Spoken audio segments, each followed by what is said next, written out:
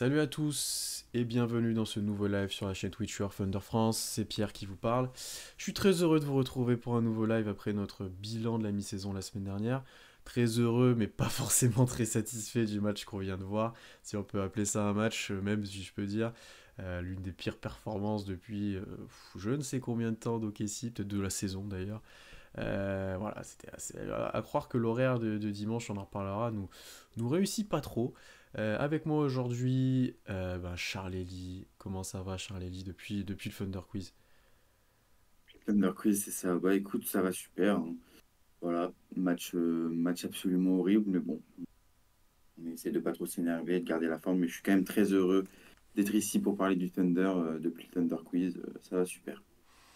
Et on est avec le vainqueur du coup du Thunder Quiz, que vous n'avez pas retrouvé non plus depuis. Tom, comment ça va, Tom?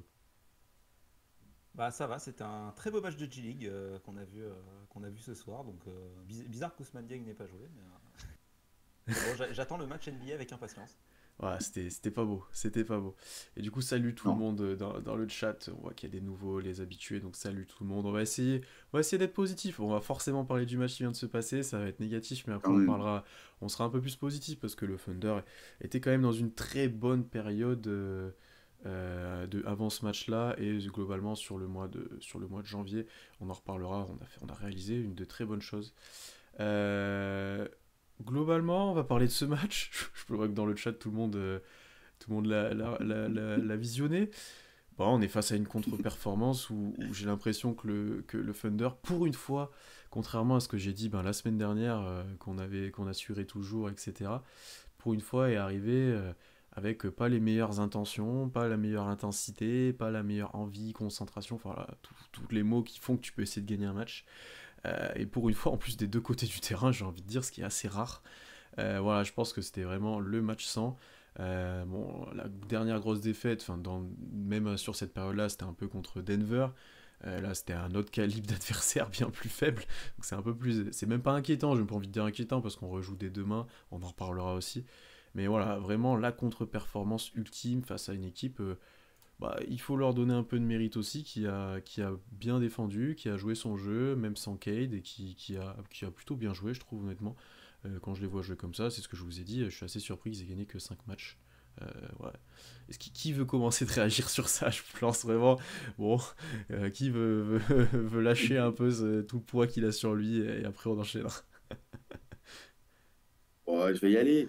Je vais y aller. Non, en vrai, forcément, c'est quand même comme tu l'as dit, c'est un peu une honte de perdre ce match. Euh, En plus, les Pistons étaient en back-to-back, ils n'avaient pas Cade. Je pensais vraiment qu'on allait le prendre et je pense que Marc Daigneault et tous les joueurs pensaient aussi parce que tu as clairement vu que Marc Daigneault, il avait prévu de faire jouer beaucoup de monde. On l'a vu à la fin parce que c'était déjà perdu. D'ailleurs, il a abandonné très vite.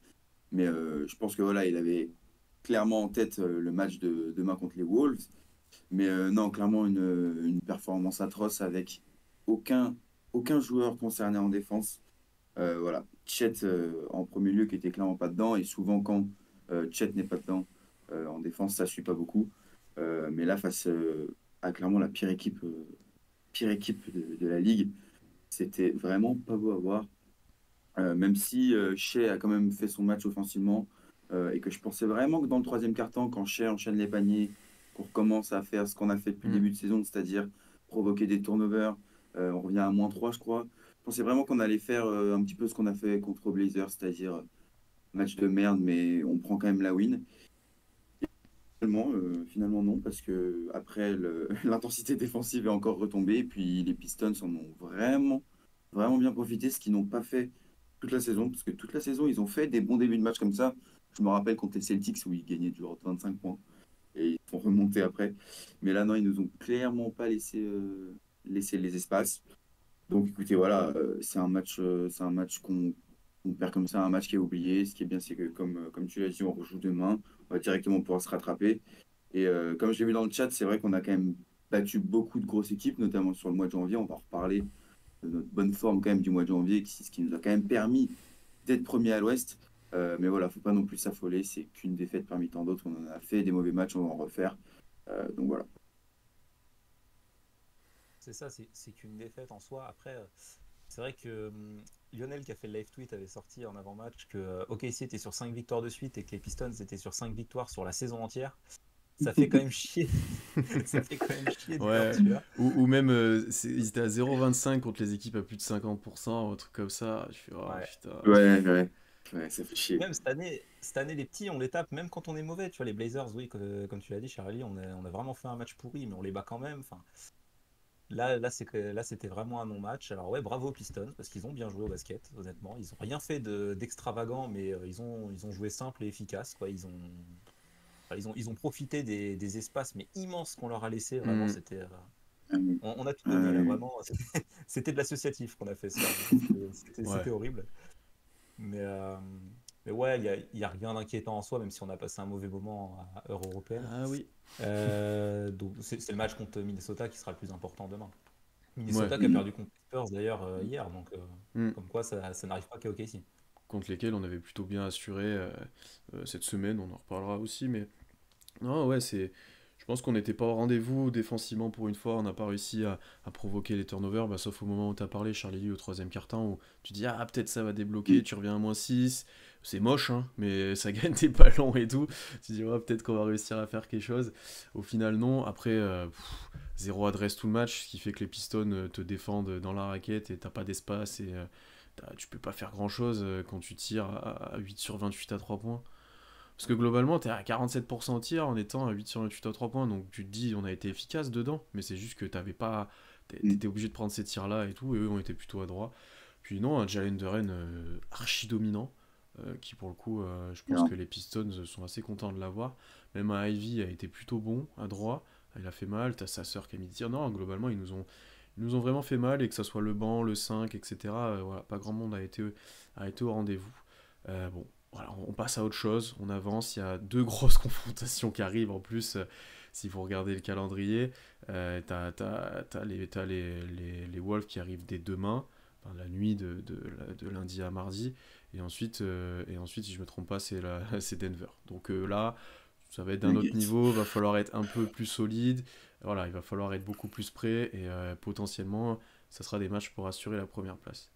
Euh, je Et c'est remercie, vas-y. d'ailleurs la dernière fois qu'on va jouer Minnesota et Denver cette saison, donc Ouais, on les aura affrontés seulement 18 fois chacun. Ouais, c'est ce qu'on a dit avec justement. Constant, et en plus pour l'instant on est à 2-1 contre Ouais. les deux, si je me trompe pas, donc éventuellement on aura un C'est ça. tiebreaker. Bon voilà, on peut pas, effectivement on peut pas gagner Ce tout le monde, mais serait. là, bon, globalement, voilà, on va voir ce que ça donne sur ces matchs-là, bien entendu. Mais avant ce match un petit peu ridicule de ce soir, déjà je remercie Iruma et Baron du Bambou qui sont abonnés. Vous avez dû voir, normalement il y a la petite alerte. Là, normalement, ça a dû marcher, j'ai cru l'avoir. Mais on va revenir un petit peu plus sur la période du moment. Et globalement, sur ce mois de janvier qu'on annonçait infernal pour OKC, qui arrive à son terme là bientôt, et ben on est à 10-5 pour l'instant. On a fait plus que le taf, j'ai envie de dire. On est même remonté au classement puisqu'on a égalisé avec les Wolves qui sont pas beaucoup plus en forme que nous. Les Nuggets et les Clippers reviennent fort peut-être, mais les Wolves sont pas beaucoup plus en forme que nous, au contraire. Voilà, gros mois quand même. Je suis assez satisfait, mais il y a une partie de moi, et j'y reviendrai, notamment cette semaine, où j'ai l'impression qu'on gagnait les matchs en étant moyen moins, parce que contre les Pelicans, tu gagnes assez largement, mais je les ai trouvés vraiment pas au niveau. Contre le Portland, ça a été très compliqué, c'est même miraculeux que ça gagne, on reviendra pas sur l'arbitrage et sur Billups. Euh, euh, Contre les Spurs, plutôt bien, mais après il y a eu le match de Minnesota où encore une fois c'était pas un super beau match et on gagne parce qu'ils perdent plein de ballons et Anthony Edwards n'est pas capable de mettre des lancers. Non, il y a eu des matchs assez compliqués, on est allé les chercher un peu avec les tripes, etc. Mais notre niveau de jeu me satisfait moins peut-être qu'à un moment. Je sais pas si vous ressentez la même chose, mais moi je suis pas archi satisfait. Bon, on est très dur hein, parce qu'on est premier quand même. Mais dans le niveau de Ah jeu, je oui. trouve qu'on jouait mieux à un moment que ce qu'on joue maintenant et on gagne quand même. Donc c'est très positif ça pour le coup. Ouais, je suis assez d'accord avec toi. Il y a une petite baisse dans le niveau de jeu. Mais justement, moi, j'y vois pas comme quelque chose de négatif parce que clairement, on savait que le mois de janvier allait être dur, que ça allait être intense avec des back-to-back, très peu de repos. Et je m'attendais à ce qu'il y ait un petit peu cette perte de rythme. Et de voir qu'on gagne quand même les matchs, qu'on a quand même les tripes, d'aller les chercher. Bon, voilà, des fois, il y a des facteurs, arbitrage, les joueurs d'en face qui font de la merde. voilà, ça, on ne pourra jamais y contrôler, mais n'empêche que, l'envie, elle est là, que on arrive quand même à mettre les ingrédients pour finalement aller chercher les wins. Et pour une équipe qui, je le rappelle, est l'une des plus jeunes de la ligue, ou non, c'est la deuxième plus jeune de la ligue, je crois que les Spurs sont premiers, Mm. c'est quand même assez positif. Et c'est ce qui nous permet d'être premier de conférence au mois de janvier, chose qui était complètement inespérée en début de saison, il faut quand même le rappeler. Je crois que j'ai vu la stat passer, on n'a pas été premier de la ligue en janvier depuis 2014. Ouais, je C'était il crois y que a c'est 10 ça. ans. Mm. Voilà. Donc voilà, même si certes le niveau de jeu reste quand même assez correct, hein, voilà, comme tu l'as dit, on est forcément un petit peu dur, mais on se doit de l'être quand on est au top du classement. Même si le niveau de jeu il est un petit peu moins haut que ça aurait pu l'être en décembre ou avant, je reste quand même assez positif sur ce mois de janvier et sur les performances du Thunder et, et même des joueurs individuellement. Voilà, on a un J-Dub qui fait un mois exceptionnel, Shea qui est un petit peu en deçà, même s'il est énorme, je pense un petit peu en deçà, avec parfois certains matchs où il force, mais ça reste quand même, il est quand même dans son rythme de croisière. Tu as un Chet qui, pareil, est moins bon que sur le début de saison et sur le mois de novembre-décembre, mais qui, quand même, quand on regarde certains matchs, quand on regarde les stats, ça reste quand même assez solide. Je trouve quand même que c'est très bon et c'est grâce à ça qu'on est monté premier de l'Ouest dans ce mois de janvier. Ah, je vois Théo dans le chat qui parle du calendrier de janvier qui est un enfer. C'est peut-être pour ça aussi que le niveau baisse. C'est parce que Ouais. il y a 5 back-to-back dans le Ah mois. Il oui, y c'est a. ça. Je sais plus. C'est quoi le match qu'on a joué dans le mois? 15, 18, je sais plus. Bah, on est à Il y en a 5 17 en janvier. ouais, Ouais, donc il en 17, reste ouais, donc 2. ça Ouais. fait 18 dans le mois de janvier. Ouais, ouais, c'est ça. 17 Donc le en calendrier janvier. est chargé. Et surtout, on compare à la période où le Thunder a fait le meilleur passage de sa saison. C'est fin décembre, début janvier, où tu tapes les Clippers, tu tapes les Wolves, tu tapes les Nuggets, tu tapes les Celtics. Forcément, on allait avoir un coup de moins bien à un moment donné. Donc, perso, c'est pas un truc qui m'inquiète plus que ça. C'était sûr que ça allait arriver, entre guillemets. Donc, puis même en étant moins bien, tu vois, les Pélicans, on les défonce, alors Mm. qu'on n'attaque pas très bien, honnêtement. Enfin, oui, voilà, voilà, OKC va un peu moins bien, mais t'es quand même bien. Charlie l'a dit, on est premier de conf. Et surtout, on a 5 matchs d'avance sur le cinquième, les Kings, Ouais. parce il y a des écarts qui commencent à se faire, et le top 4 il y a un match d'écart, c'est très serré avec Wolves, Clippers, Nuggets. Et après, par contre, il y a un écart qui s'est créé. Donc, vu que l'objectif d'OKC à la base, c'était pas forcément de jouer le titre, hein, déjà de se qualifier en playoff, on peut être très content de l'avance qui a été prise par le Thunder, sachant qu'il reste 30, 35, 36 matchs de régulière. On a passé la moitié de saison. Ouais. Donc voilà, ça reste satisfaisant, même si oui, le Thunder joue un peu moins bien. Et c'est vrai qu'on n'en a pas parlé là, même si on en a parlé sur le compte, mais bravo à Shai Gilgeous-Alexander qui est titulaire au All-Star Game. Ouais. Et oui, On et oui. on Voilà, en c'est reparlera cool. peut-être un peu, mais oui, ça fait ta réussite de cette saison. Hein. Il y a un moment, quand t'es élu presque meilleur guard, enfin que Et c'était toi oui. qui es le plus reconnu, bien entendu que c'est que t'es très haut au classement, etc. Et alors, je suis d'accord avec toi, Tom, que si notre moment de down sur la saison, c'est ça, bon, bah écoute, Ça va. on a une très bonne Oui, équipe, c'est quoi. ça. On est vraiment bien, parce que, ouais, effectivement, même si ça joue moins bien, que t'as un peu de fatigue, voilà, si ton moment de down, c'est ça, bah, effectivement, t'es plutôt bien. Et le calendrier va être un peu plus accessible. Là, je l'ai vu dans le chat aussi, on a évité les blessures. Il y a eu certains gars qui ont été relancés. On en a Mhm. parlé la semaine dernière avec Constant à Misic, qu'on n'a pas vu ce soir, mais qu'on a vu les autres soirs, qui revient un petit peu. Donc ça, c'est intéressant.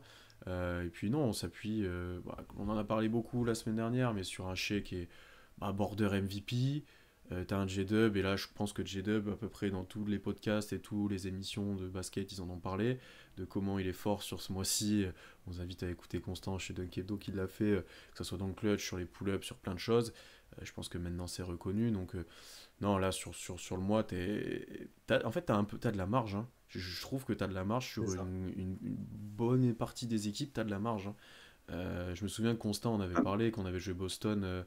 Quand on avait joué Boston, on avait l'impression que Boston à tout moment il pouvait accélérer et te remonter. Mais je trouve qu'OKC, on n'a pas la marge de Boston, mais tu as une certaine marge face à la majorité des équipes parce que défensivement, tu es capable d'hausser le ton, offensivement, tu es capable d'hausser le ton aussi. Donc je pense qu'on peut être satisfait. Bon, bien sûr, la défaite de ce soir nous fait un peu mal, mais je pense qu'on est très satisfait. Est-ce qu'il y a des joueurs dont vous voulez parler un petit peu plus? Moi j'en ai un, mais je vais vous laisser commencer un petit peu plus sur cette période-là du dernier mois, peut-être. Est-ce qu'il y en a que vous avez envie d'aborder?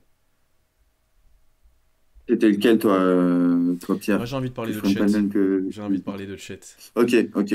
Non, moi, je voulais parler juste un petit coup d'Aaron Wiggins, qui, Ouais. même si là, ce soir, comme l'entièreté de l'équipe, il n'a pas été bon, il fait vraiment déjà une super saison. Je crois que vous en avez parlé dans le podcast mi-saison. Mhm. Mais même là, sur les derniers matchs, il a été super, super important. Donc voilà, on a vu ses 22 points contre les Spurs. Il a surtout marqué dans le quatrième quart-temps, dans le blowout, donc ça compte pas trop. Mais, mais, mais vraiment, je crois que c'est sur un autre match, il met 10 points, un autre, il met 13 points sur les trois quatre derniers matchs là. Euh, et ça a toujours été un petit peu le mec, on sait pas si on le fait jouer, on sait pas si on le fait pas jouer. Là, il s'impose clairement comme un mec d'une rotation NBA. On le voit clairement parfaitement jouer en playoff parce qu'il sait tout faire. Et même dans l'aspect offensif, on a vu sur les derniers matchs que les équipes s'étaient bien passé le mot sur le fait qu'il fallait nous défendre en zone parce qu'on galère un petit peu. Et quand tu as Wiggins sur le terrain, ça t'aide clairement parce que c'est pour moi le meilleur cutter de l'équipe. Il va toujours réussir à trouver le bon espace. Euh, et même s'il se retrouve balle en main qu'il faut créer, il pourra le faire. Donc non, je trouve vraiment de plus en plus intéressant les minutes d'Aaron Wiggins en sortie de banc, qui continue de faire ce qu'il sait faire et de prendre ce qu'on lui donne sans tirer la couverture sur lui. Donc ça, c'est vraiment un truc qui me satisfait encore plus sur les trois quatre derniers matchs. Donc voilà, je voulais juste passer un petit mot pour Wiggins qui est très bon et qui, je pense, va continuer d'être très bon puisqu'il est très régulier.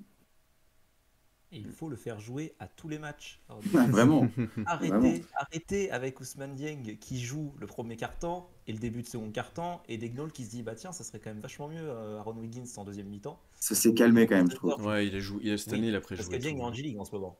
Franchement, Dieng est en cette année, G-League. ces minutes sont quand même plus régulières. L'année dernière, c'était vraiment atroce. Tu avais 2 DNP, un match à 25 minutes, un match à 5 minutes, un match à 10 minutes, 3 DNP. Enfin, c'était l'enfer.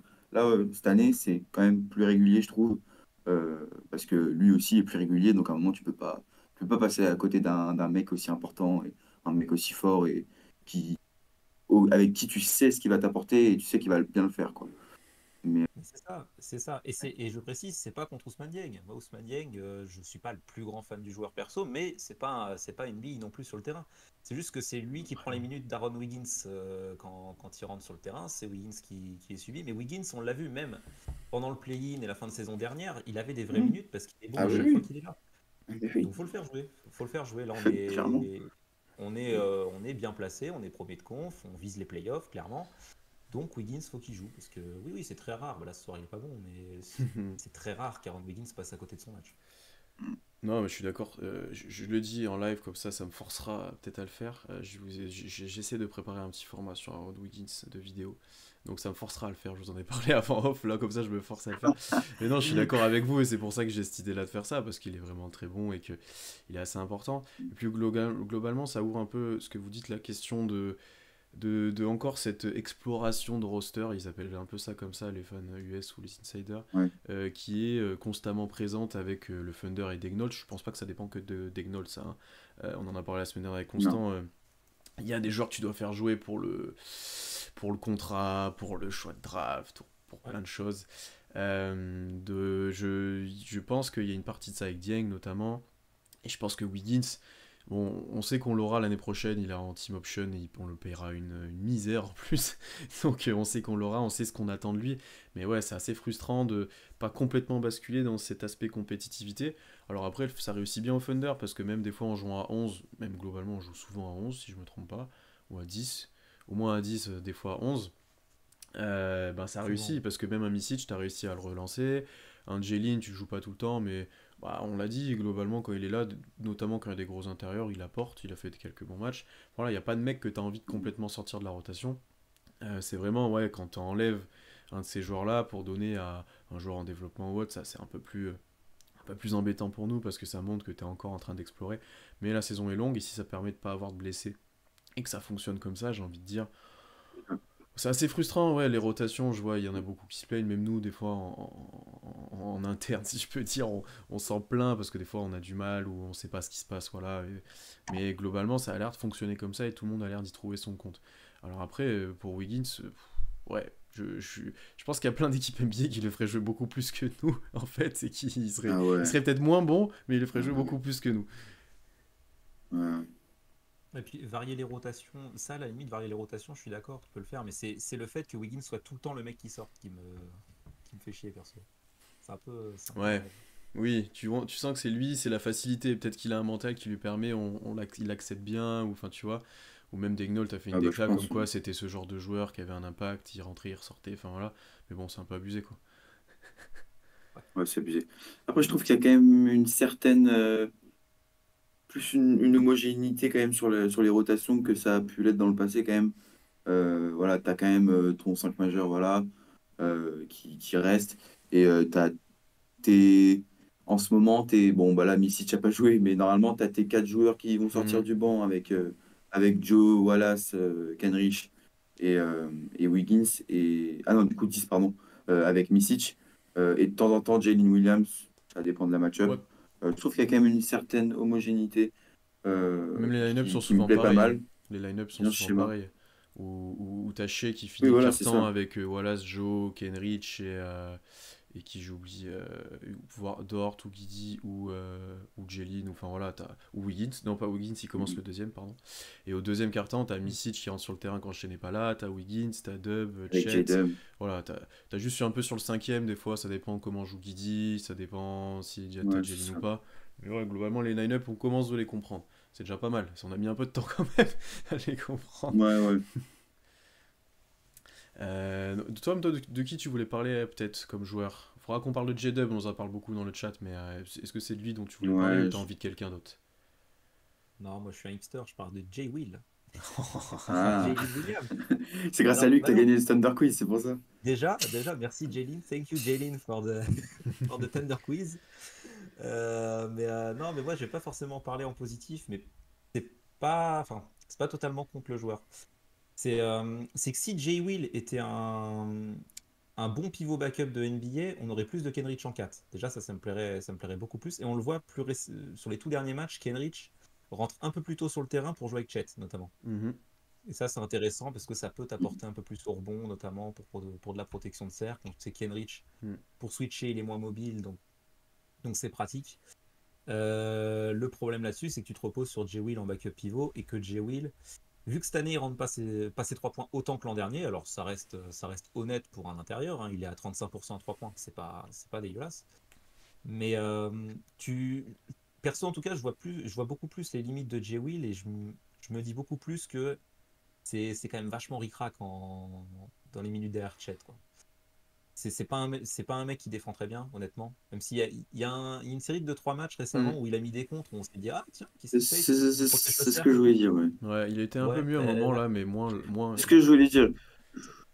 Je voulais un petit peu, genre, juste pour dire, ouais, sur toute la saison, c'est sûr que ça te rassure pas, parce que tu vois très bien les limites, mais pour sa défense, sur les derniers matchs, je l'ai trouvé franchement intéressant à chaque fois qu'il est rentré. Et comme tu l'as dit, genre, il s'est mis à faire des contres. Je suis quand même allé vérifier la stat. L'année dernière, il a fait 12 contres dans l'année. Cette année, il est déjà à 10 avec même pas la moitié des minutes jouées de l'année dernière. Donc peut-être qu'il se contente un peu plus d'aller chercher les contres et défendre vraiment plutôt que provoquer des passages en force. Euh, beaucoup moins, c'est ça, beaucoup moins de passages en force provoqués. Alors ils sont moins sifflés en NBA cette année, les passages en force aussi. Mais ouais, mais par contre, défensivement, déjà, t'as un vrai problème à ce niveau-là. Même en attaque, c'est un intérieur qui sait pas finir près du cercle. Ouais. C'est le problème, il est même pas à 40% au tir, Jay Will. Et ça me pose limite plus problème que la défense. Moi Parce que la aussi. défense, tu le Mhm. vois, il peut être mis sur des line-up, on le voit quand on joue un Embiid ou un Jokic. Jay Will, il joue pas mal de minutes et il est mis avec un autre gars qui n'est pas Aaron Wiggins poste 4 par exemple, mais quelqu'un de plus grand, pour pouvoir contenir un peu les mecs, ou alors il s'est arrivé qu'il soit à côté de Chet pour que Chet il soit plus là pour venir en aide. Il est intéressant à ce niveau-là, mais ça reste sur de la match-up occasionnelle, et globalement, Jalen, c'est pas un pivot backup sécure dans la rotation, il joue pas tout le temps. Et, Non. et je trouve que ça va devenir un problème plutôt à moyen terme côté OKC, c'est de trouver ce pivot backup qui va pouvoir dépanner derrière Chet. Quand Chet va être moins bien, quand il va avoir des problèmes de faute, quand va falloir jouer grand aussi, parce qu'il y a des équipes qui vont jouer grand. Et jouer small ball, ça va pas forcément être une solution à chaque fois. Les équipes, elles vont aussi savoir s'adapter. Hmm. Donc oui, voilà, c'est pas un mauvais joueur en soi, Jalen, mais est-ce que c'est un joueur de rotation d'une équipe de playoff? Je suis pas sûr, honnêtement. En fait, il y a plusieurs sauces pour moi avec Jalen. Déjà, je suis d'accord avec toi que là, la plus grosse problématique maintenant, c'est peut-être qu'il peut pas finir au cercle et qu'il met plus. T'as même plus les flashs de drive de l'année dernière où des fois il faisait sortir le défenseur, il drivait ou autre. Là, il va jamais au cercle. En fait, en attaque, soit il pose des écrans, soit il est planqué dans le corner et on utilise quelqu'un d'autre pour Mm. poser les écrans. Parce que un Ron Wiggins ou un Kenrich Williams finissent quand même un petit peu mieux que lui ou sont meilleurs sur short roll. Euh, Après, défensivement, bah, le problème c'est qu'on le compare déjà à Chet et on a un système de jeu basé sur un peu la force de Chet, quoi. Donc moins de temps de jeu pour lui, moins de passages en force provoqué parce il cherche un peu plus les contres, je pense, globalement. Ben, il est moins en rythme aussi, moins en confiance, donc tout va un petit peu ensemble. Après le tir, ben, ça vient avec lui, il est moins à droite que l'année dernière, même si c'est pas ridicule. Ouais, c'est un peu compliqué, et tu vois, dans le chat, on nous dit on en attend beaucoup d'un backup pivot drafté au second tour en année 2, mais la problématique, c'est que t'es déjà plus ou moins compétitif, et c'est déjà un besoin, quoi. Donc ouais, C'est ça, forcément, tu vois, c'est c'est sûr. beaucoup plus... Dans un sens, c'est facile d'arriver rookie ou jeune actuellement à OKC, parce que ben, un Cason Wallace, c'est facile pour lui de jouer à côté de chez des autres. Mais par contre, on le juge dans un prisme compétitif. Tu vois, Amen Thompson, je pense Mm. qu'on s'en fout. Si on veut qu'il performe, on s'en fout de plein de choses. Cason Wallace, on veut qu'il soit bon, et s'il n'est pas bon, il va peut-être moins jouer. Donc il y a une partie de ça qui est un peu plus dure, et c'est le cas pour J. Will, quoi. Tu le juges dans un prisme de compétition. Donc on le jugera peut-être en playoff, on le jugera sur des choses comme ça, et ça va être peut-être difficile pour lui, comme tu l'as bien dit, Tom. Donc, ouais, forcément, on est un peu dur avec lui. Après, sur cette histoire de backup pivot, je vois passer des noms, des trucs. Je crois que c'est sur The Athletic où je sais plus qui a écrit un article, il parlait du Thunder notamment, et que comment on arrivait à si bien défendre alors qu'on était jeune, et qu'on parlait notamment de l'agressivité, des interceptions, etc. Qu'on était très faible au rebond, mais que cette faiblesse au rebond et que ce manque de pivot, ben, à la Jalen Duren, à la Dédé Drummond, parce que j'ai vu dans le chat, ben ouais, ça t'aiderait au rebond, mais en fait, dans le jeu, tu briderais tellement offensivement que Ah ouais, ouais, non. tu peux pas. T'as besoin d'être dans le moule Thunder actuellement pour jouer dans l'équipe. Je suis désolé, tu peux pas mettre un Nerlens Noël de l'époque. Oui. Je l'adorais. Il serait pas. Et encore, Nerlens Noël, c'est peut-être pas le bon exemple parce il faisait deux trois passes, mais il serait pas exceptionnel dans le moule Thunder actuellement.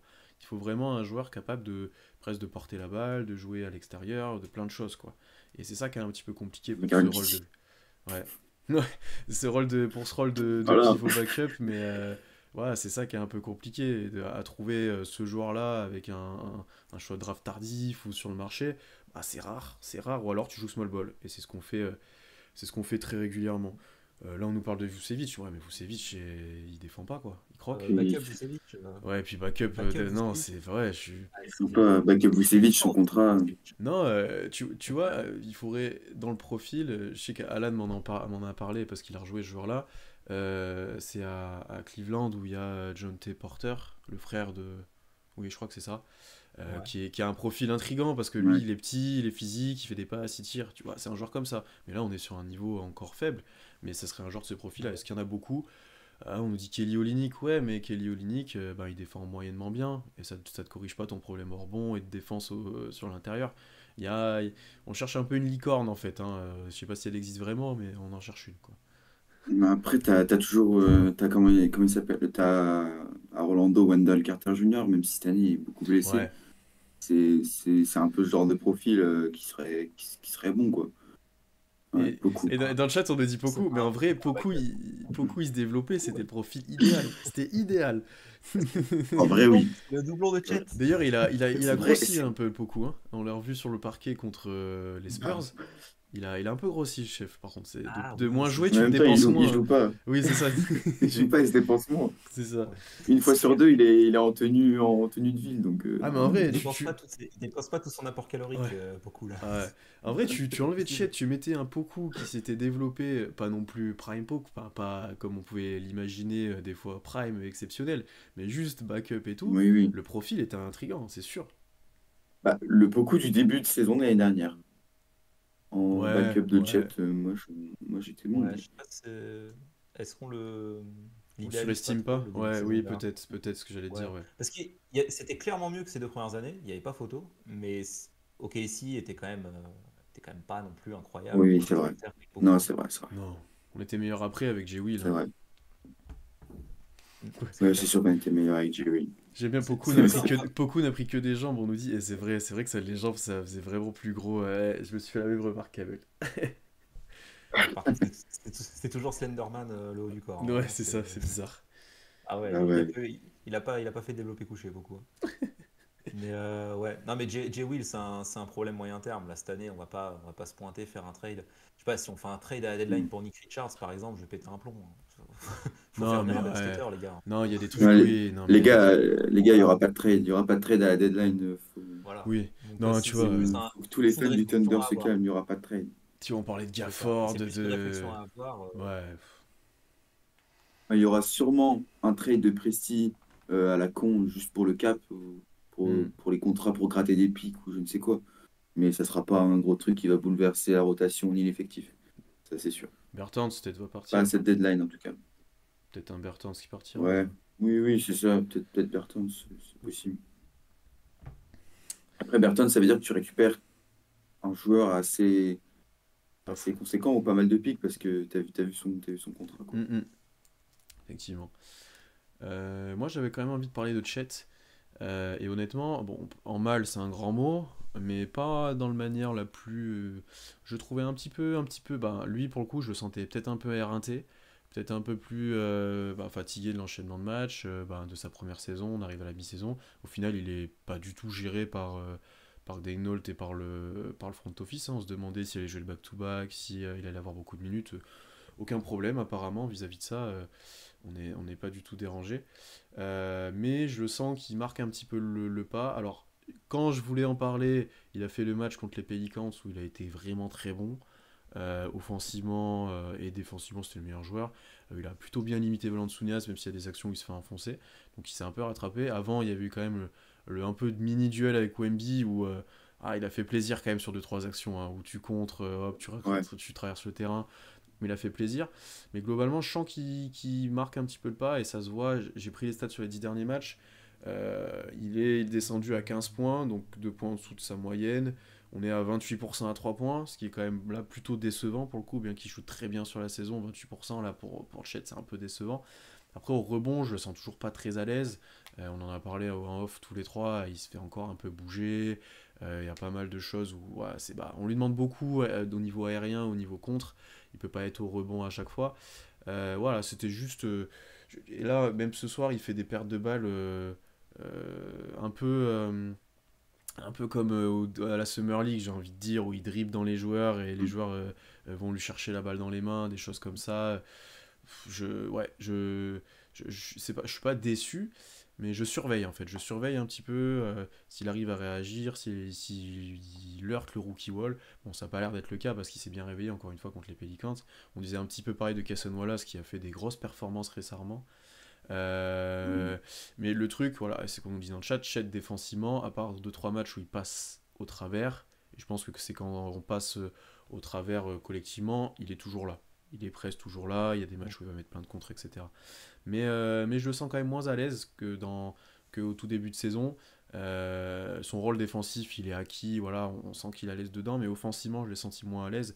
Là où un J-Dub, on finira par parler de lui, on est un petit peu obligé. Lui, depuis 10 matchs, enfin même un mois, même plus, je pense, il est monstrueux. Il est Mois de monstrueux. janvier. À part 2-3 petits reproches que je lui referai encore une fois, mais il est très bon. Mais voilà, je sens un petit coup d'arrêt chez Chet. Moi, après, c'est un coup d'arrêt physique pour moi. Ouais, C'est pas une question de basket ou quoi, il se fait rentrer dedans, là, il enchaîne des back-to-back. Souvent, d'ailleurs, c'est dans les back-to-back où il est pas bon. c'est vrai. Le back-to-back Los Angeles, où il se coltine AD et Oui. après il se prend Plumlee Ties dans la gueule, il se fait vraiment fumer. Ouais, c'est Mais sur ces matchs-là, je me suis dit, ah, il est quand même, il y a un petit coup d'arrêt, tu vois. ouais, Après, il est ouais, revenu un peu. Ouais, mais je suis ouais. d'accord. Mhm. C'est normal, c'est sa première année, il a pas joué Mm, pendant un an, il joue tous les matchs, il a 30 minutes de moyenne. Ouais, et puis il se coltine des match-ups pas évidentes. Enfin, c'est déjà, je sais pas, ce qui est rassurant, c'est le match contre Valanciunas, par exemple. Ouais, vraiment, même au rebond, là, pour le coup, il a vraiment été bon. Ah ouais, il était Donc, bon. oui, ouais, voilà, il se fait rentrer dedans. Et puis même du coup, il y a du manque de lucidité. Donc oui, il perd des ballons, il est moins adroit. Enfin, ouais, pour moi, c'est purement physique et la pause de All-Star Break, elle peut lui faire du bien. ouais, je suis d'accord. Ouais, je suis d'accord. Après, voilà, faut quand même pas oublier que c'est un rookie, c'est 40, 45 premiers matchs et que, évidemment, son début de saison a mis les attentes après pour lui très, très, très, très hautes parce qu'il Hmm. était juste injouable. Mais je pense que s'il avait commencé la saison en ayant le niveau qu'il a maintenant, c'est-à-dire un petit coup de moins bien, un mini rookie wall, on aurait été très satisfait. Donc c'est pour ça que je m'inquiète pas trop sur lui et que non, il a le temps de se reprendre. Et comme tu dis, je pense que c'est aussi physique et que le All-Star Break va lui faire du bien. Mais non, quand même, je suis assez satisfait parce qu'en défense, ça tient quand même la route en général. Donc pour moi, c'est ça quand même le plus important. Même si on attaque parfois, comme vous l'avez dit, voilà, il va passer à côté et se faire bouger. Bah, l'exemple typique d'aujourd'hui, hein. Déjà au rebond, bah, il se fait défoncer par Duren.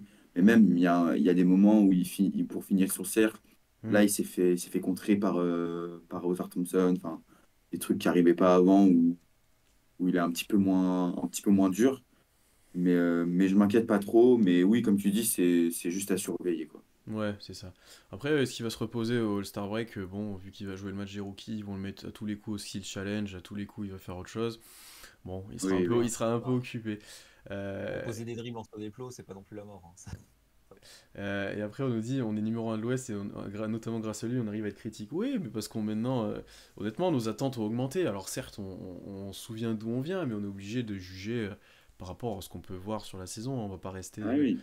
sinon, on peut jamais rien dire. Sinon, on peut jamais rien dire. Je vois qu'en plus... je vois qu'en plus on me critique, on dit que Constant était plus optimiste que moi la dernière fois, je vois. Ouais. Peut-être, peut-être. Là, Au pire. je suis jamais satisfait, moi, après, peut-être, c'est surtout ça. J'ai toujours envie d'aller plus loin, et donc... Mais non, après, je suis pas du tout inquiet pour Chet, mais c'est vrai que il y a un petit, peut-être... c'est pas Pépin le mot que je cherche, c'est un petit physique un peu défaillant même, c'est un grand mot, mais un peu moins en forme, un peu moins dans son pic de forme physique, qui reviendra peut-être... Mais encore une fois, le mois de janvier, infernal, quoi. C'est vraiment... Bah ouais. c'était vraiment Ah, mais compliqué. il est un peu mou, hein. Ouais, ouais, ouais. Et donc on verra là, en février, ça va être un peu plus accessible, mars encore plus avec le break, etc. Donc non, là, il y aura de quoi, il y aura de quoi relancer un petit peu la machine. Bon, parlons de G-Dub quand même, parce que bon, à un moment, Ouais. on le cite, voilà, et tout. Donc déjà, je vous invite à écouter un peu partout tous les épisodes, non, notamment le dernier 4 quarts d'Unkebdo où Constant a parlé de lui. A parlé notamment de ses stats au pull-up, ses stats dans le clutch, etc. J-Dub, et on avait eu ce débat, je pense, au bout de 15 matchs dans la saison, où il manquait ce porteur de balle quand Shea n'était pas là. Bon, on voit plus de message, donc ça aide un petit peu, mais c'est surtout que J-Dub est excellent sur ces périodes-là depuis un bon moment, notamment dans le quatrième quart-temps, où je crois qu'ils ont diffusé la stat aujourd'hui quand il a commencé de mettre un ou deux paniers dans le quatrième quart-temps, que ça fait 13 matchs sur 15, les 15 derniers, qui met plus de 8 ou 10 points dans le dernier quart-temps. Euh, En fait, ce qui m'embête, c'est que ce qu'il fait dans le dernier quart-temps, il pourrait le faire tout le temps. C'est ça qui m'énerve un peu, en fait. C'est que je critique, mais en fait, arrivé au dernier quart-temps, je l'ai dit l'autre fois, c'est Michael Jordan. C'est genre, il va main gauche, personne peut l'arrêter, il met tous les tirs qu'il veut et tout. Et après, c'est J-Dub, donc il est un peu discret le reste du match. Mais non, globalement, il est très très fort. très adroit. Et puis même défensivement, il arrive un peu comme Shea des fois, mais je trouve qu'il défend mieux que Shea maintenant, parce que Shea, l'autre fois je me suis focus sur lui, sur off-ball. Bon, on oublie les joueurs dans le dos, on laisse des backdoors. Bon, c'était assez drôle. Mais globalement, je trouve qu'il défend de plus en plus fort. J-Dub, il gagne des ballons, il va finir de l'autre côté, etc. Ouais, il est vraiment très fort en ce moment. Tout le monde en parle comme une potentielle star qui peut arriver, etc. Et on nous a posé la question un peu sur son rôle de deuxième option avec Chet.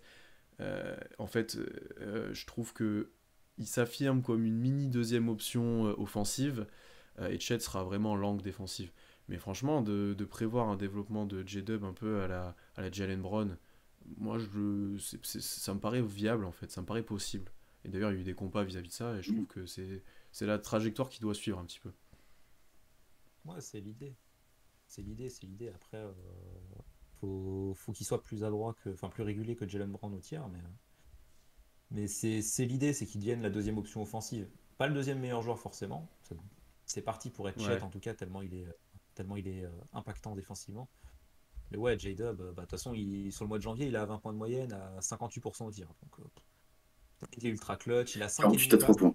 ouais. Ouais, C'est. c'est ça, il C'est est monstrueux. paranoïa, il rentre des tirs clutch comme pas possible. Enfin, Oui, il fait plus c'est une passe, c'est hallucinant. Et surtout comme tu as ça, dit, il fait plus une passe arrivé au quatrième quart-temps, il joue tout seul. oui, il joue tout seul. C'est playground, un contre un, c'est parti. Mais ouais, comme tu l'as dit, il joue à côté de Micic aussi. Mais ça a l'air de lui faire du bien, d'avoir un autre Ouais. porteur Ouais, de balle qui peut prendre le relais quand il commence à être un peu défendu un peu plus sérieusement, J-Dub. Micic, il organise un peu tout ça, ça le décharge de quelques responsabilités qu'il pouvait avoir un peu en trop en début de saison. Ou sur le début de saison, il était avec Guidi, et Guidi, bon, pas envie d'en parler. c'est ça. Ah Ouais, si, on c'est va ça. devoir en parler aussi, Mais, je crois. Je crois que c'était demandé. mais juste pour revenir sur J-Dub avant de passer sur Guidi et tirer sur l'ambulance, euh, juste sur le mois de janvier, c'est énorme parce que lorsque Shea est off-court, c'est positif pour le Thunder. C'est-à-dire que lorsque Shea est off-court, on est à plus 10 de net rating. Et lorsque J-Dub est off-court, on est à moins 8. Donc, sur le mois de janvier, clairement, J-Dub est beaucoup plus valuable que Shea. Et les passages où Shea est sur le banc, c'est des moments où en fait on creuse des écarts, où J-Dub est exceptionnel et va tout simplement détruire l'équipe en face. Parce qu'en plus, c'est souvent les secondes unités, donc il se régale. Euh, mais puis même, comme tu l'as dit, Constant l'a dit dans Dunk Hebdo, mais dans le clutch, c'est énorme. Il est top 10 de points en termes de Mm. points marqués dans le quatrième quart-temps. Je crois qu'il est huitième. Et il a le meilleur pourcentage dans le clutch de toute la ligue. Donc enfin, voilà, on l'a vu contre les Blazers avec ces demi-distances exceptionnelles. Non, franchement, je me dis où est-ce qu'il va aller, quoi. Jusqu'où il peut aller. Et comme tu le dis, Pierre, ça peut être un petit peu frustrant du coup qu'il fasse pas ça tout le temps. Ouais. Mais après, je pense qu'aussi, voilà, c'est les line-up qui sont différents. Clairement, la line-up avec Micic, je vous en avais parlé, c'est parfait en fait.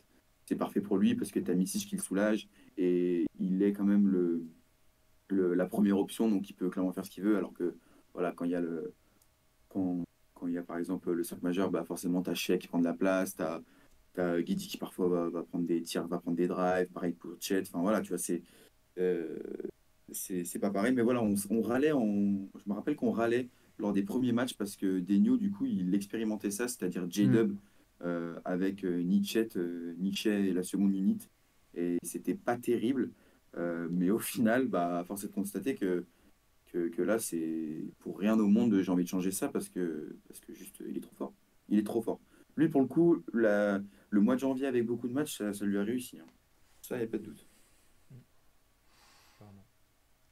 Ouais, puis tu vois, moi j'ai envie de saluer sa capacité d'adaptation à lui, parce que bah, il commence les matchs, il joue presque off-ball, et il va se créer quelques situations de scoring off-ball avec à côté de Shea, etc.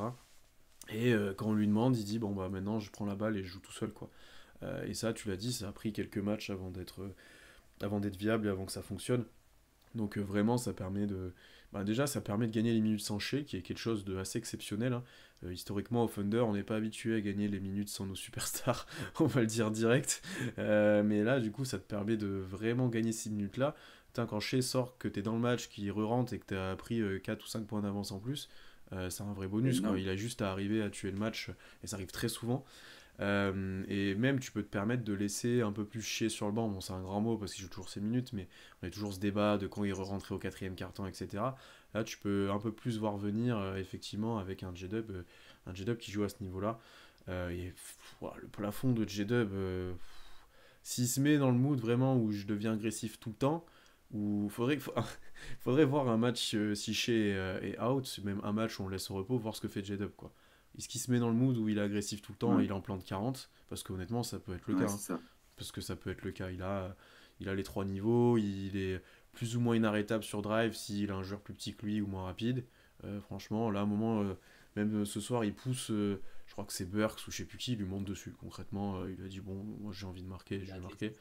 Ouais, c'est élite athlète, enfin, ouais, il y a plein de choses. Puis là, leur surconfiance au niveau du tir. Donc ça Ouais. aide énormément, ouais.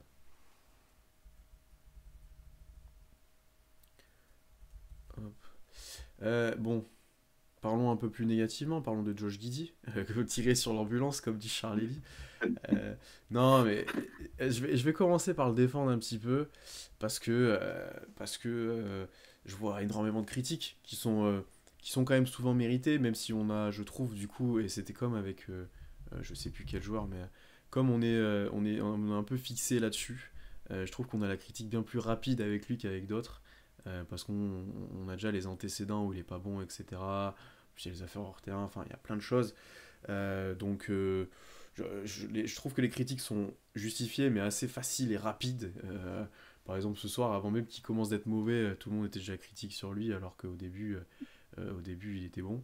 Je vois beaucoup plus de demandes de trade, etc. Machin. Bon, déjà, il y a quelques matchs, on disait, bon, il commence de s'adapter, il joue off-ball, il met les cuts, il avait là un peu plus d'adresse. Bon, l'adresse est redescendue, complètement.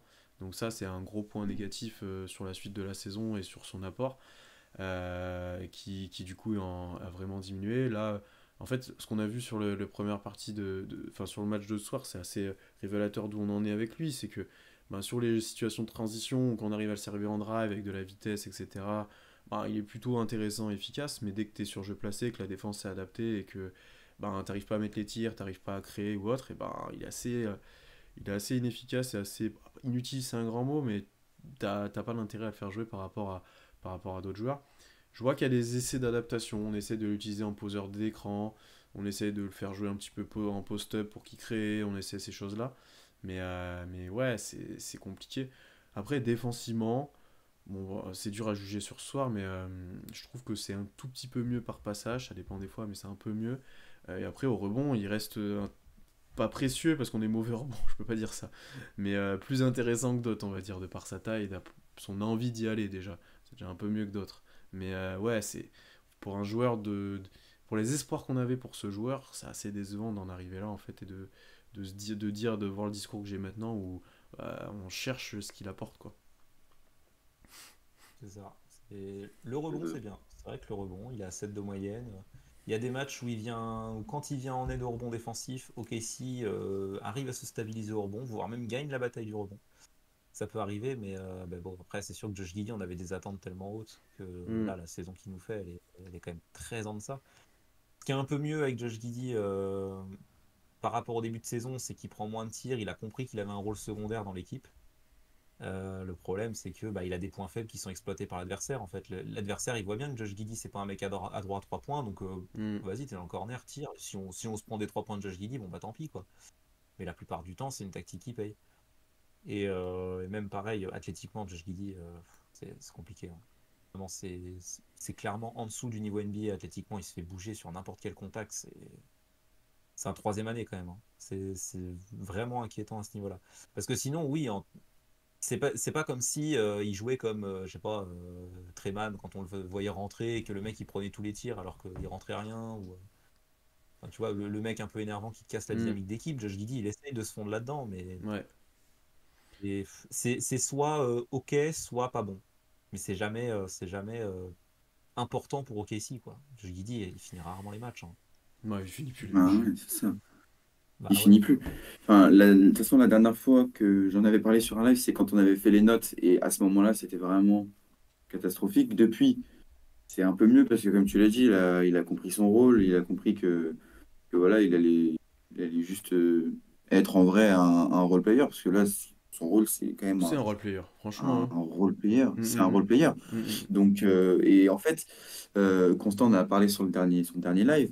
euh, Josh Giddey, pour moi, juste ne fit pas avec cette équipe. Avec cette équipe constituée uniquement de mecs qui savent à peu près tout faire, qui savent shooter, qui savent passer, qui savent dribbler, qui savent défendre. Josh Giddey, juste, ça fit pas et on essaye de lui faire ce qu'il sait pas faire. Moi, quand je vois Josh Giddey dans le corner et que je regarde que, du coup, sur les 6 derniers matchs, c'est-à-dire bah, là, le match de ce soir et les 5 dernières victoires, il est à 7% à 3 points. 7% à 3 points. Ouais, il a plus rien mis là. Et c'est pas possible. Et sur les 10 derniers matchs, 18%. Enfin, non, Ouais. je suis désolé, je peux pas. Putain, et en plus, il Et d'un était côté, revenu, moi, je trouve il ça. remettait dedans à un moment, et là, Ouais, Ouais. ouais. Mais là, après, ouais. Après, moi, je trouve ça limite plus intéressant de le voir en screener, de le voir poste haut parfois, de le voir en post-up. Limite, je me dis, il peut apporter et être intéressant. Et pareil, sur les cuts, c'est face au Jazz qu'il a été bon, en fait. Même s'il n'a pas foutu dedans, pas vraiment foutu dedans de loin, il a été bon face au Jazz. Proposer des cuts, je crois qu'il a 20 points, 10 rebonds. C'est un de ses meilleurs matchs, je dirais. Mais ouais, non, franchement, tout simplement, le fit et ne marche pas. Et en fait, ouais, voilà, il finit pas les matchs. Enfin, j'ai du mal à trouver son apport. Et je l'ai vu passer dans le chat. La grosse question, ça va être son contrat cet été. Enfin, sa je prolongation, sais ouais. pas ce Hmm. qu'ils vont vouloir faire. Est-ce qu'il va être Est-ce prolongé qu'ils vont prolonger? Est-ce qu'il va être prolongé ou pas? Je pense que oui, il va être prolongé. Maintenant, il, est-ce qu'il va partir dans un sign and alors, trade? Est-ce que il a je n'ai encore un aucune an de idée. contrat, si je me trompe pas, hein. Non? Il est pas free agent C'est pour cet été. l'extension. C'est pour l'extension, ouais. Non, il C'est n'est pour pas free agent. l'extension Ouais, Et, c'est l'ex- pour d'été, ouais. l'extension. et Ouais, c'est pour l'extension, tu peux l'extension. pas lui donner n'importe quoi dès cet été, en fait. Ouais, je sais pas, il n'y a pas Constant, c'est dommage, mais tu peux pas. À mon avis, on va attendre qu'il soit free agent et on verra ce qu'on lui donne, hein. Je vois pas lui donner une extension dès maintenant, là, ce serait un peu bizarre. Euh, Ouais. Après, je me pose la question, est-ce que c'est le fit qui va pas, ou comme on dit dans le chat, est-ce qu'il est pas bon? Parce que ce que fait Misic sur les 15 minutes où il joue, en soi, Josh Giddey, il devrait pouvoir le faire. Parce que Misic, il joue quoi? Il joue le pick and roll, il met des drives et il fait des passes. Parce que Misic, il met pas dedans à 3 points, hein, pour l'instant, hein. Il met rien du Et tout. Messi, Défend je pas très défends pas bien. non plus. Et il défend pas non plus accessoirement. Donc même Guidi prend des rebonds au moins, c'est déjà ça. Donc potentiellement, je, pour moi, il devrait pouvoir jouer. Alors peut-être pas avec le 5 tout le temps, peut-être pas. Mais voilà, il devrait pouvoir jouer. Alors après, est-ce qu'il faut le relancer des fois avec faire jouer qu'avec des shooters, voilà. Je sais pas. Après, la question du fit, moi, c'est pareil. Je comprends totalement qu'on veut laisser la balle à Shea et à J-Dub et mettre que des shooters autour ou juste Chet, etc. Mais c'est pas inintéressant d'avoir un peu de création des fois en sortie de banc. Bon, effectivement, t'as Misic chez lui. Mais ça serait bizarre d'avoir que des soldats qui font tous la même chose, des free and D, quoi. Ça me Ouais, fait c'est très ça. penser à Bah après, l'époque Harden. En c'est. fait, ça devient les Houston Rockets, quoi. Avec Chet, bien sûr. Mais si tu fais ça, c'est la construction de Houston à l'époque. J'exagère, hein, bien sûr. Mais Ouais, mais Houston, ils savaient juste shooter. Là, oui, ils savent tout oui. faire. Et c'est. C'est pour En ça. vrai, c'est un petit peu ce que vise Ouais. c'est un peu ce que vise le front office et Marc Daigneault. Genre, c'est un peu leur philosophie de Oui, jeu oui. d'avoir des mecs qui savent un peu tout faire. Et comme ça, tu La, t'emmerdes pas. la J'exagère le construction de truc, hein, Houston de bien sûr. l'époque, c'était pas Ah, une mais grosse oui. construction, Houston, hein. Ils perdent en 7 contre les Warriors avec KD, hein. Oui, c'est vrai en plus. Donc en soi, Ouais. C'est vrai en plus. leur tactique fonctionnait, hein. Non, non, mais j'exagère parce que Non, mais t'as en plein de plus, joueurs qui c'était sont tout pour capables de faire l'attaque. autre chose. Oui, ils sont capables Ah de non, faire ça autre dépendait chose. quand même, Houston. Tu vois, Wallace fait plein de choses, Wiggins fait plein de choses. Voilà, on a des role-players assez Moi, c'est ça. polyvalents. J'exagère bien sûr, mais je trouve ça pas inintéressant d'avoir des profils différents en fait dans un roster. Oui, tu dois faire jouer tes profils qui fit le mieux. De toute façon, t'as chez Dub et Chet, tu sais que bon, ça va rouler pour normalement un petit moment, j'espère. Voilà, mais je, je sais pas si vraiment. Déjà, le trader, comme je vois, la valeur de Guidi actuellement, elle est faible, hein. À part si tu l'envoies aux Spurs parce qu'ils veulent lui donner la balle et qu'ils donnent les ballons à Wemby et tout. En soi, ça pourrait marcher d'ailleurs. Mais il faut qu'il reprenne confiance. Là, on nous le dit, il est sifflé tout le temps. L'affaire vient juste de se fermer pour la justice, mais la Ouais. NBA est encore dessus. C'est compliqué, hein, il y a plein de choses, hein.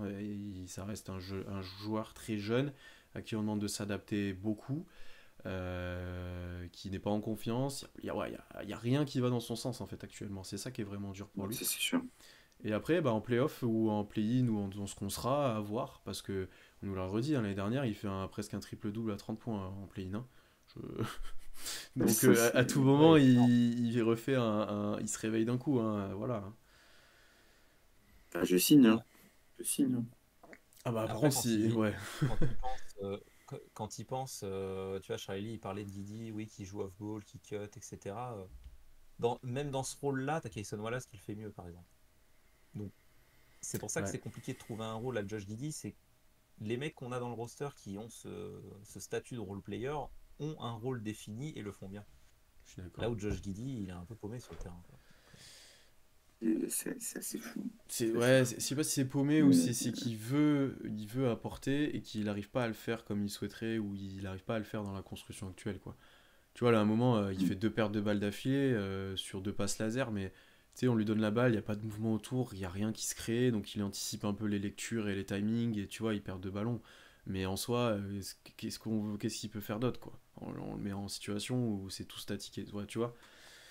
Alors que quand il est bon, quand il cut ou quand il a la balle et que ça bouge autour de lui, combien il y a eu de alley-oop ou même de balles de Guidi qui trouve un joueur qui cut? Il y avait ça tout le temps avant, on l'a plus du tout, ça n'existe plus ça dans l'offense. ouais. Ouais, c'est Mm. assez inquiétant.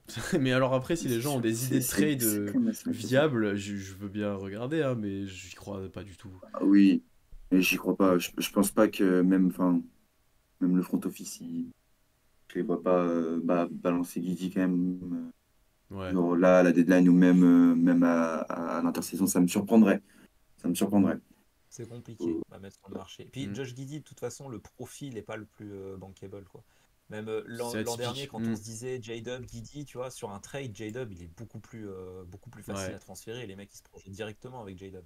Giddy, C'est vrai que t'as besoin d'adapter ton équipe pour que le mec puisse s'intégrer. Enfin, Oui. puis même, je voyais donc Dodo Sama dans le chat qui parlait 20 millions pour Josh Giddy, tu le gardes. 20 Moi, millions par 20 saison? millions l'année, je le prends. 20 millions. Ah non, jamais. Bah, je 20 sais pas millions si la c'est pour saison. cette saison. Mais 20 patates, Jamais. c'est. Alors le cap compte, hein, mais 20 patates 20 pour un role millions. player. Non, non, non, jamais de la vie. C'est Il quoi? les C'est aura Aaron pas. Gordon qui avait signé les 20 Non, mais patates. il les aura pas. Il ne les aura pas. Ouais. Je pense que Après, s'il prend un contrat, ça pourrait être un contrat à la Lou d'Or, tout, je sais pas. ouais. On parlait de Après, ça l'éventualité de dépend payer. comment il rejoue.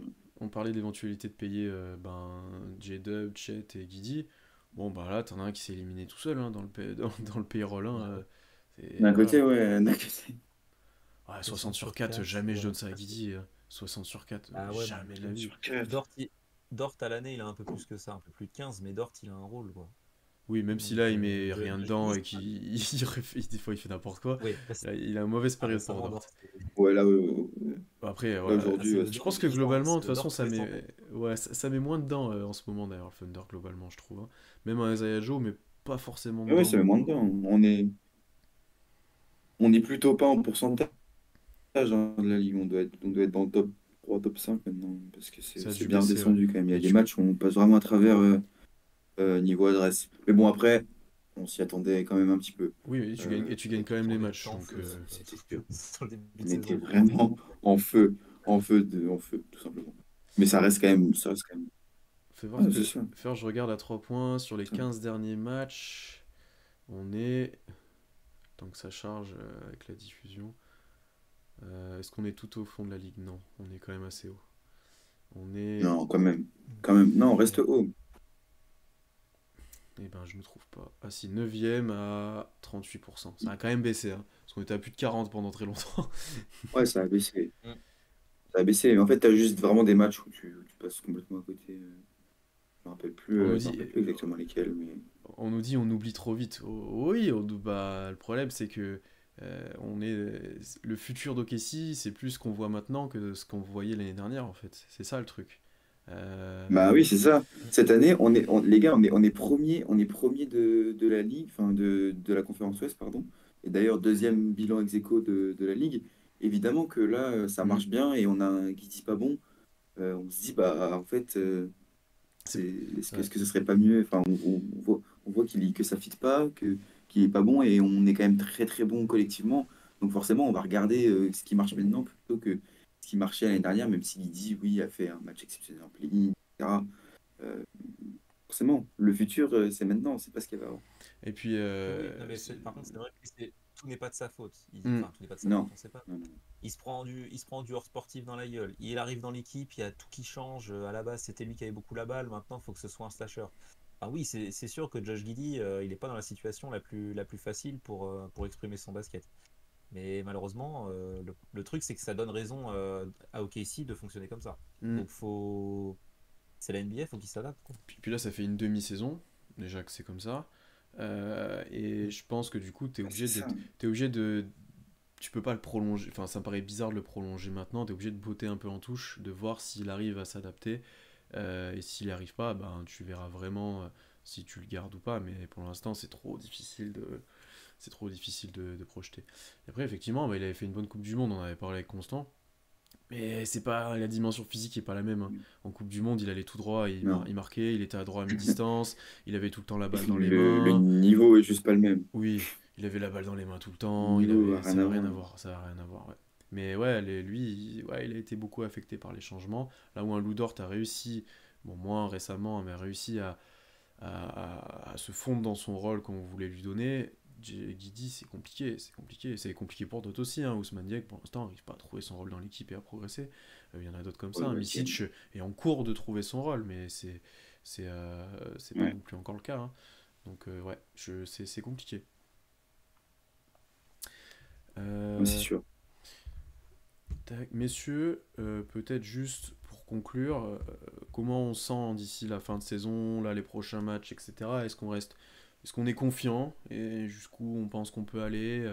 Voilà, c'est quoi un peu votre sentiment? Est-ce qu'on pense qu'on va faire une aussi bonne deuxième partie de saison ou alors est-ce que c'est une petite surchauffe? Ouais, comment vous voyez les choses? La question à 1000 points, ça. Les playoffs, déjà. Ouais, Playoffs, c'est important. Faut être petit, ça. Ouais, On vise le ouais, play-in, ouais. hein, c'est top 6. Moi, je veux pas Ouais, entendre c'est parler ça. de match éliminatoire. en vrai, Déjà, quand il y a le mot in dans un truc, là, c'est bon, non. Non. si C'est t'es, play-in en vrai, reste, hein. si tu regardes genre que le classement et juste les productions sur la saison, tu dois viser l'avantage du terrain. Si tu enlèves le Ouais. contexte d'avant, Ah, si t'enlèves toutes les oui, prédictions c'est de sûr. début de Après, saison, tu dois viser l'avantage du terrain. Après, nous, on a les antécédents, on voit. Si t'as des blessures et autres, tu vises playoff. puis même sans blessure, tu vois. Bon, les Wolves, ça peut-être. Parce que OKC, ça peut peut-être un peu se tasser. Ça s'est un peu tassé par moment, mais les Wolves, par exemple, c'est pas spécialement l'éclate non plus, hein, mais t'as les Clippers et les Nuggets. Les Clippers et les Nuggets, ça va être dur de résister toute la saison quand même, parce que Ouais, les mecs, oh ouais. ils font peur, hein. Ils font Ouais, très puis t'as peur. des équipes qui peuvent monter, hein. Bah, les Suns, hein. Les Les La Suns, Suns, Suns, Sonic, c'est les seuls. et Je trouve par que c'est contre, un peu les seuls. voilà, hormis les Suns, à moins que les Kings, ils nous, moi, ils les nous fassent Kings, un hein. Moi, trade les où ils font venir un Kings, All-Star, mais Ouais. Ou alors à part si Luka met les Kings, 70 j'y points crois, par hein. ah, match, quoi, tu vois, mais bon, ça, Ouais, voilà. mais bon, ça, c'est encore un autre En histoire. soi, hormis Clippers Nuggets, et si les Suns, ça devient les Suns qu'on peut projeter, c'est-à-dire une équipe très flippante, OKC a rien à envier aux autres équipes. Donc c'est pour ça que je parle de top 6. Tu peux être 4 comme 6, peu importe, mais que tu ailles en playoff directement. De pas se faire peur, c'est un truc qui doit être acté. Est-ce qu'on aura l'avantage du terrain? On verra bien, mais voilà, de Mhm. continuer de continuer de bien jouer au basket aussi, hein. Enfin, là, même si en ce moment c'est moins bien, c'est quand même mieux que la plupart des équipes NBA. Donc voilà, faut continuer à jouer. hum, hum, hum.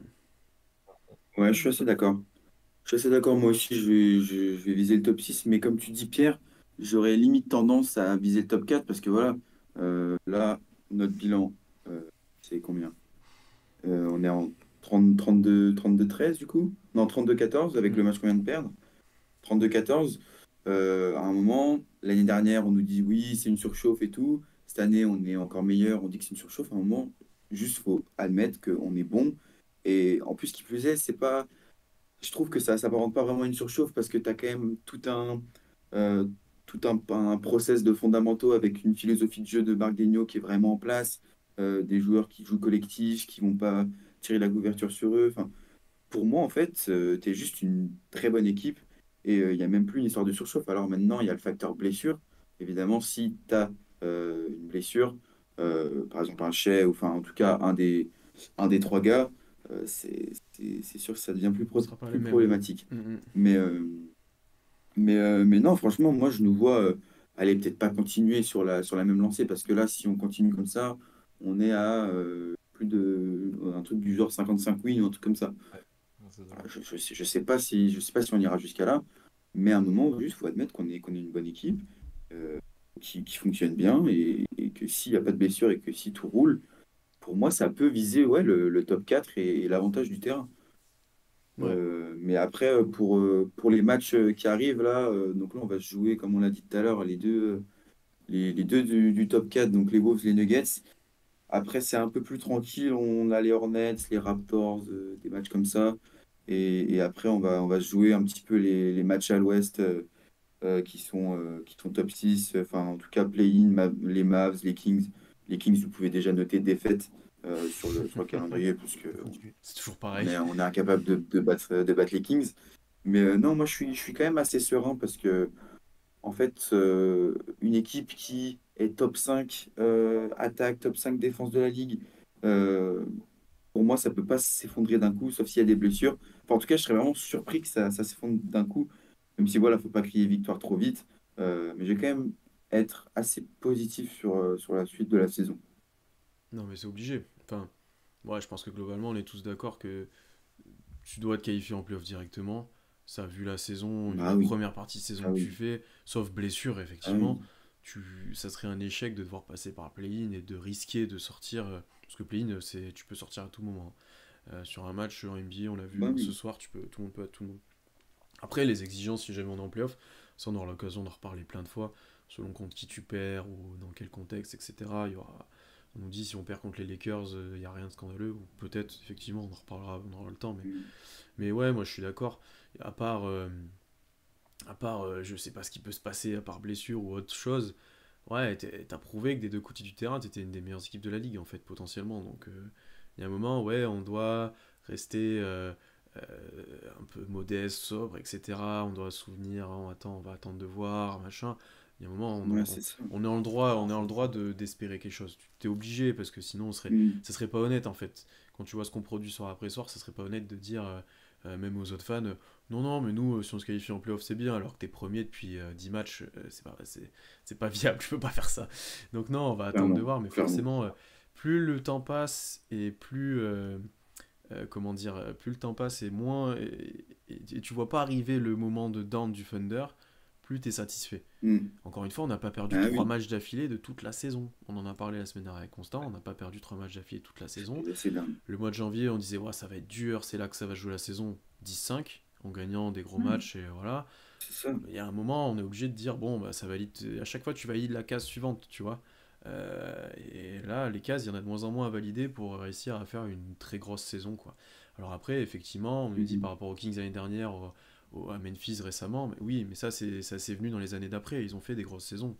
Après, il y a eu des blessures, il y a eu plein de choses qu'on fait qu'ils n'ont pas consolidé la chose. Et encore, les Kings, c'est encore en cours, hein. Ouais, c'est dur de pas être optimiste quand même et d'avoir des espoirs. Et d'avoir des espoirs. On avait une petite question de Ok. Kamel qui nous dit quand même, Presti, il voulait pas faire de trade tant qu'on serait milieu de tableau, etc. Est-ce que là, il en ferait? Moi, j'avais pas trop compris comme ça. J'avais compris qu'il voulait construire via la draft et faire ce qui était nécessaire avec le Oui, roster c'est qu'il plutôt a. ça. Je nous vois mal Oui, c'est faire plutôt un ça. gros trade et pas laisser la chance au roster de prouver en playoff. Ce groupe-là de prouver en playoff, En fait,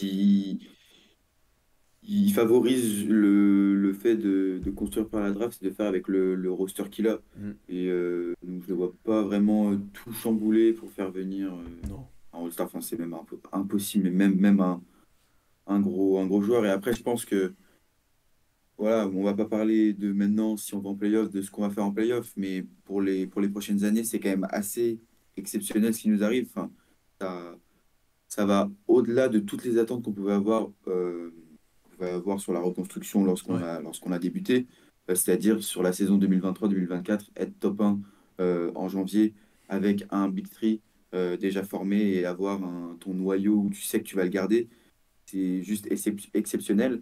Et avec tous les assets qu'on a, en vrai, c'est un truc qui est jamais un peu arrivé en NBA, tu vois, genre d'avoir une équipe compétitive. Bon, voilà, on verra à la fin de saison si on est en playoff, si on est top 4 comme on l'a dit.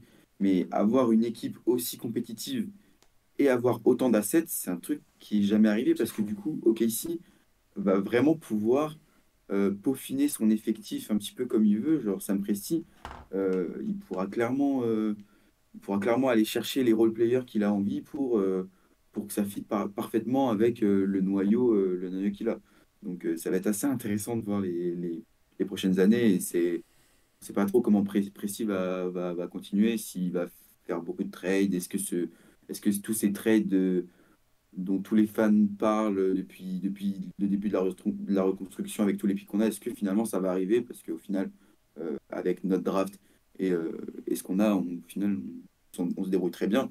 Même là, un Kayson Wallace, au final, on voit qu'on peut drafter un mec qui rentre direct dans la rotation et qui est un parfait role player. J'attends de voir quand même en playoff Kayson Wallace, parce que tu peux lui trouver des limites, notamment physiquement.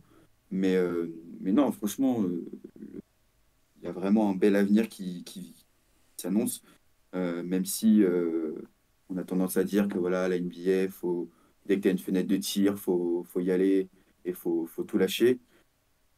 Voilà, c'est pas vraiment, je pense, la philosophie qu'a Presti, qui voit plutôt sur le long terme et sur la flexibilité dans le futur, quoi. Hmm. Ouais, trade deadline, il n'y aura rien. Pour Ah le là, cette coup, année, non. Non, cette année, Presti, il vraiment fait pas. jamais rien à la deadline. Là, il n'y a aucune raison qu'il fasse quelque chose. Non. Il va essayer de refourguer beaucoup contre un second tour, hein. Il va essayer de faire une Darius Bailey, mais sinon, il a rien à faire. Sam Ça va être Presti, ça. là, il est tranquille, il est en vacances, là. Ah ouais, Mais ouais, hein. non, cet été, peut-être, tu vois, si jamais il y a une opportunité de choper un bon role player titulaire, par exemple, tu vois, qui marcherait bien avec l'équipe et tout, oui, pourquoi pas. Après, pas forcément trader pour un All-Star. C'est peut-être un truc qui viendra plus tard, on ne sait pas. Mais de toute façon, tu regardes les équipes championnes, elles sont construites via la draft, hein. Et après, ils se sont adaptés. Mais Denver, c'est le meilleur exemple, hein. Bon, Ouais, c'est ça. à part les Là, Lakers récemment, on va dire, mais ça, oui, c'est une autre voilà. histoire. Mais c'est LeBron, Oui, c'est Mm. LeBron. c'est LeBron James, quoi. Non, mais C'est- après, Donc, c'est pas le même délire. tu sais, mais même un role player. Et encore d'ailleurs, ils font venir LeBron, mais pour AD, ils envoient tous leurs jeunes qu'ils ont draftés, qui sont des joueurs à Oui, potentiel et qui ont oui, Ouais. progressé. Donc tu peux au dire que c'est final, via la ils ont draft du rentabilisé coup un peu parce leur qu'ils draft. avaient des assets, quoi, ouais, c'est vrai. Ils ont rentabilisé leur draft, pour le Ouais, coup. c'est ça. Ouais. Non, mais pas, tu vois, même pour un role player, je sais pas, on dit Cam Johnson, tu vois, euh, tu as quand même des risques que ça apporte, mais en même temps que ça casse un peu ta dynamique, hein. Ouais. Pour moi, il y a ça qui est à prendre en compte Ah, ça aussi. dépend ce que t'envoies. Ça dépend ce que t'envoies. Ouais, mais en vrai, C'est pour ça, Si c'est pour ça ton... que je dis peut-être. C'est pour ça que je dis ouais, peut-être.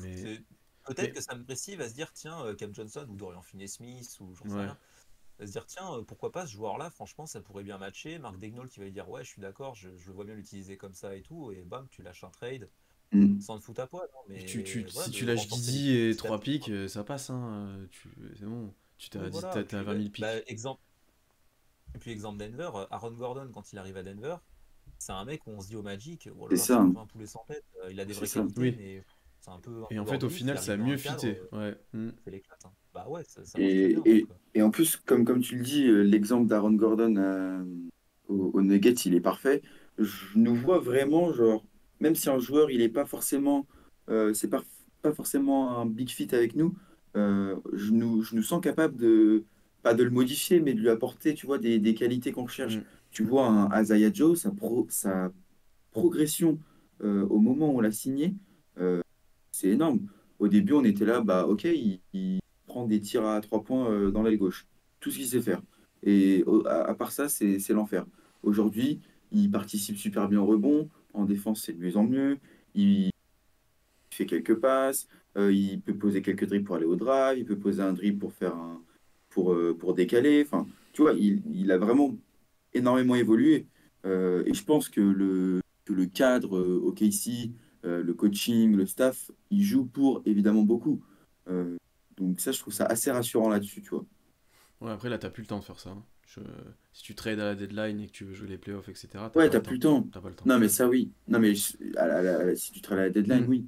Mais si tu trades C'est ça. si tu trades un mec et que, tu vois, sur l'année d'après, les 2 ans d'après, il arrive à fitter parfaitement avec ton équipe, bien que, genre, je dis pas qu'il faut trade pour un mec qui est en projet, en mode, je sais pas d'exemple, mais Non, voilà, mais qu'un projet, c'est tu vas pas fini. trade pour un mec, Non, ça, c'est voilà, sûr. pour un mec qui est pas fini. Non, mais ça, c'est fini. Mais tu vois, une transformation à la Aaron Gordon, je trouve que c'est faisable à OKC, tu vois. Hmm. Ouais, mais après, développer un mec, c'est pas exclu non plus. Je reprends Denver parce que c'est les champions en titre et qu'ils ont une super construction d'équipe. Mais Peyton Watson, c'est de la draft, mais quand ils le font venir, première année, il joue pas et ils l'ont développé en interne pour le foutre dans un rôle précis qui irait bien à l'équipe. Tu peux faire ça, c'est peut-être ce Hmm. qu'ils essayent de faire maintenant avec Ousmane Dieng. Bon, c'est pas très concluant et c'était pas l'idée au moment de la draft, je pense. Dieng, il Et pourrait tellement ouais, jouer. ça, c'est ce S'ils se font dans le moule et qu'ils progressent, il a une place, mais tout droit, hein. Poste c'est ce que dit Mais 4-5 et oui, tout. Jackson. mais C'est. On a personne Dieng, pour profiter. s'il était bon, ça serait parfait en fait. S'il avait confiance en lui en fait. Déjà. Mais Ouais, Il après, était tu vois, titulaire genre, aussi. Jeremy Grant, c'est même pas la peine. Et par exemple, là, on nous dit Cam Thomas, ah on non. nous dit Cam Thomas en rigolant, mais Cam Thomas, il détruit l'effectif. Ça te casse ta dynamique Cam Thomas, offensive. Cam Thomas, C'est un cancer chez nous. j'en veux pas. Franchement, chez nous, c'est un Ah ouais. cancer dans comment on joue. C'est. Ouais, voilà, c'est Treman en ça. mieux. On a Treman et ça n'a pas marché. Ah ouais, c'est. C'est- Ah ouais, non, euh, Cam Thomas, c'est ouais, c'est c'est le genre de l'inverse de ce que profil tu veux faire. Ah ouais. qui Avec vraiment ne fit pas avec OKC, que tu ne veux pas et que le front office, que Marc Daigneault ne pourrait pas faire jouer. Enfin, Je pense que on même t'en veut Constant pas. l'avouerait, Il ça, veut pas, le fan surtout. numéro un de Cam Thomas. Mais je pense que même oui, lui l'avouerait. oui. Mais Bon, bien allez, sûr. pour finir, quels sont pour vous les manques à prioriser? Quel poste? Meneur backup, pivot backup ou un 4? Euh, je pense que le plus Un évident à 4-5, hein. trouver, c'est un 3-4-5, mais un grand ailier en fait. En vrai, Ouais, c'est Grant ça. dans le profil est bien, mais pas le joueur. Mais Finney-Smith, c'est très bien. Dans le profil, Ouais. j'entends, peut-être pas est meilleur en joueur. Après, oui, Bridges, quand même. Honnête, honnête, Après, honnête, honnête, il y on a de peut quoi faire notre faire. marché. Honnête, il y a de quoi Il y faire. a des bons. Ils ont aucune star, Royce, mais il y a du role-player même de Royce qualité. Ouais, O'Neal, Royce O'Neal, je le prends tous les jours, moi. ouais, Alors, après, Royce c'est. O'Neal, l'évolution, Si, c'est. si. C'est un peu bizarre le style Ouais, de jeu de Royce je suis O'Neal, hein. pas Par si sûr rapport que au ça. Jazz, c'était beaucoup plus simple. Moi, j'aime bien. Franchement, il fit très bien. Tu vois, c'est un mec, il peut shooter, il peut défendre, il peut un peu tout faire. Il est physique, il va te mettre de l'impact. Il va pas te prendre des minutes de dingue. Mais je pense que juste niveau taille physique, il peut t'apporter et te faire du bien, tu vois. Après, tu nous mets Ouais. Nasrid. Bon. Oh, Ah oh, ouais, la Bon. Nasrid. Ah On est ouais, là. injouable. Tu mets Nasrid en sortie de banc en oh, Nasrid. 4-5, c'est injouable. Enfin, on en avait pas parlé l'autre fois avec Constant, on l'avait un peu oublié parce que. Mais Nasrid, incroyable. Incroyable. Mais ils les Euh, lâcheront jamais, les Wolves, par Et contre. moi, un guard, en fait. Michael Bridges, bien sûr, mais Ouais. après, c'est Et moi, un guard, je suis pas c'est forcément c'est pour. vrai que Michael Bridges. Et Mikal, c'est très important. Oui. Michael Hein. Bridges, pardon. Plus là. Et, L'autre, là, qui frappe sa femme, on ouais. le dégage. Et je confirme qu'un guard, moi, je suis Ah oui, non. pas. T'as assez de guard. Non, T'as non. assez de Bah, en Moi, fait, guard. c'est. on en a bien assez. Oui, t'as bien assez Et de guard, hein. T'as si on pas prend besoin d'un encore un guard, petit. Ouais. les gars, à un moment, physiquement, ça va être compliqué, tu vois. Après, si t'en envoies trois Ça va autres être à la compliqué. place, oui, j'entends, mais moi, je vois pas Oui, trop. non, mais oui, bien sûr. Ouais, Perdre Non, mais Casson un guard Wallace en pour plus qui récupérer. s'ajoute dans la rotation, oui. Oui, tu vois, perdre Casson Wallace et Joe ou je sais pas qui pour récupérer Malcolm Brogdon, ouais. Ouais, Ouais, je c'est pense. pas oui, c'est un plus quand même. Mais en fait, on n'en est pas à ce niveau-là de d'ajustement. renforcer l'équipe pour avoir vraiment 7-8 joueurs hyper forts, tout ça. On est en développement. On est Grizzlies il y a c'est quoi, 2-3 ans, un truc comme ça, qui font top de la conférence, un peu à la surprise générale, et qui ont un groupe de jeunes hyper hype, quoi. On en est à ce niveau-là. Donc pour l'instant, Mm. voilà, les trades d'ajustement pour avoir un roster de plus en plus fort avec des mecs d'expérience, c'est pour un peu plus tard. Hmm. On verra ce que fait Presti, on verra comment ça évolue. On va arrêter là. Merci beaucoup dans le chat d'être venu, d'avoir pas mal parlé. C'était cool d'échanger avec vous hein, de manière un peu plus cool et moins structurée. C'est plus à l'arrache aujourd'hui, mais c'est bien des fois aussi. Donc n'hésitez pas à vous abonner partout, toutes les plateformes d'écoute, allez régulièrement sur le site web, Instagram aussi, sur X ou Twitter. Enfin voilà, allez voir tout ce qu'on fait. Ça fait toujours plaisir d'avoir votre soutien, on est de plus en plus. Bon, le Thunder Guy, on est de plus en plus, bien entendu. On espère vous avoir détendu après ce match horrible qu'on a pu voir en prime time français. Mais on va essayer de se rattraper dès demain contre le match contre les Wolves, ça va ne pas manquer. Puis contre Denver juste après. Allez le suivre sur notre compte X hein, avec les LT, etc. Mais merci à tout le monde, merci à tous ceux présents. Et puis on se retrouve très vite. Et puis merci les gars, salut tout le monde. Salut!